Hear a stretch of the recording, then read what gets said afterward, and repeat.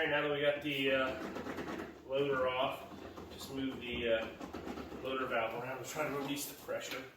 Then we can unhook the hydraulics.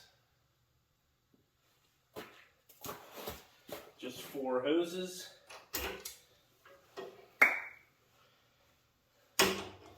Put the plugs back in to keep the dirt out.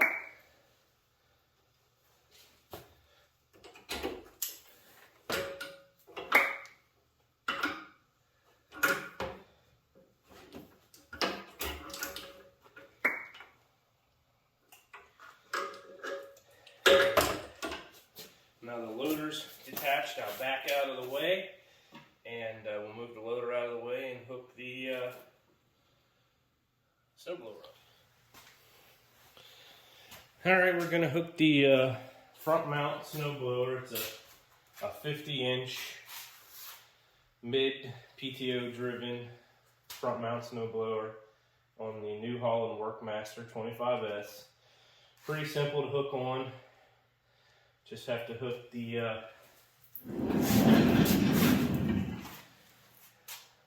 mount on. It's already got the bracket that stays attached to the tractor all the time. Just 2 hydraulic hoses. We'll put them out of the way for now. And then we've got this bracket here that this clip will set into. We just got to take our pins out.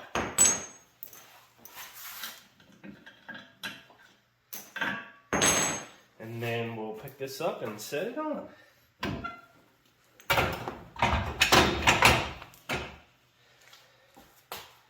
There's a hole here. You just got to push this up on to get that. Just like that. And then put your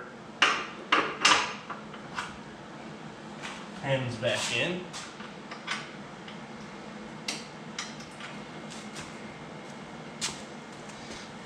Put the pin in. And your cotter pin, or your clevis pin. That is it. The hoses hooked to the same points for the loader, except the loader had 4. These only have 2 and they're color coded. So I'll need yellow and green.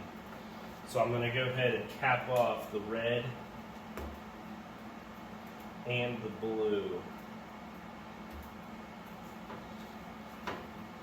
And to keep the hoses from getting caught, just put them through the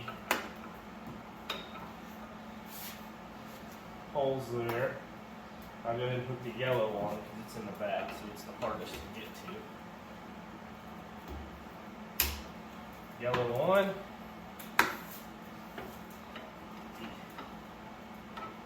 Green through.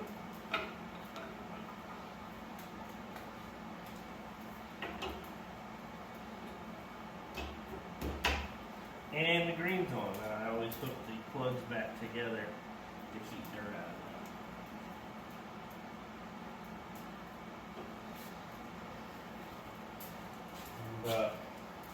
Next we'll hook the PTO shaft up underneath. If we can see this with the PTO shaft, we just slip the front on first.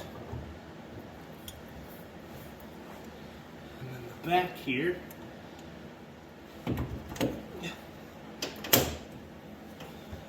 And on.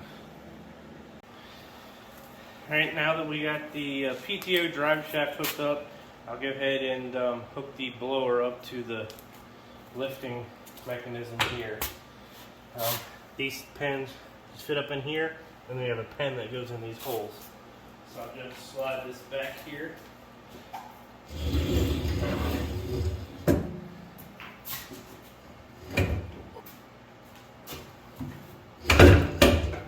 There we go.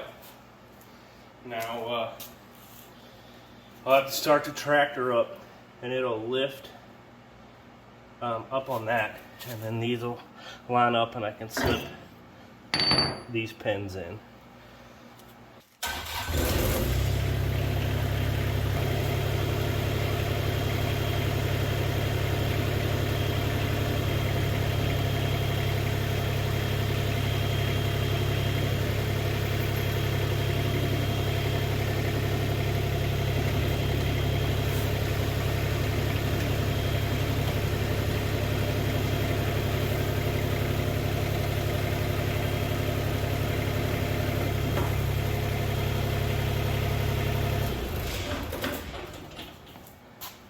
And then what you saw me do there was take the safety off the PTO shaft.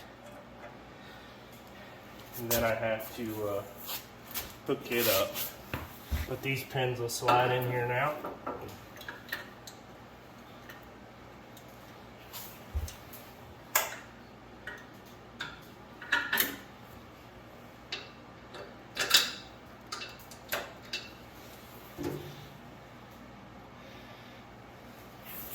And then the same for the other side.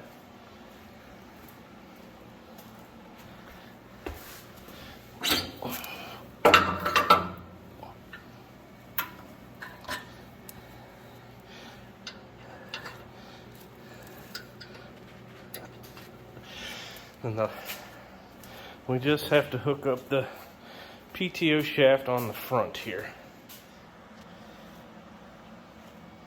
And then the last thing to do is hook up the chute rotation.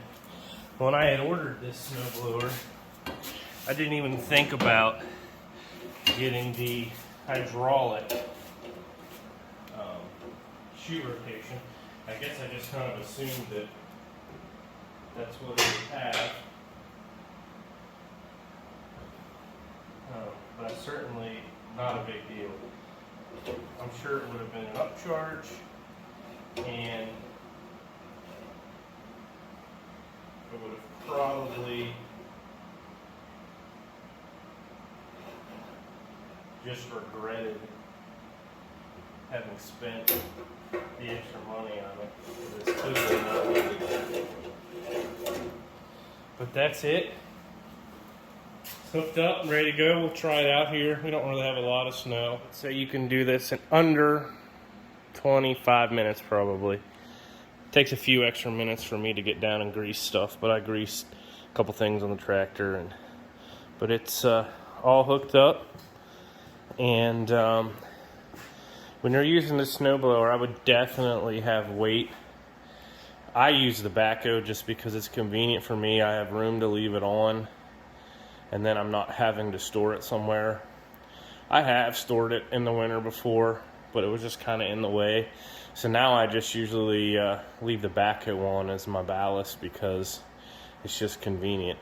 And honestly, I got stuck in a ditch one time, and backhoe came in real handy to push me out. So kind of served two purposes there. But for me, it's just convenience to leave it on, and then I don't have to store it. But it's all hooked up. So hopefully we get some snow this winter, and we'll try it out.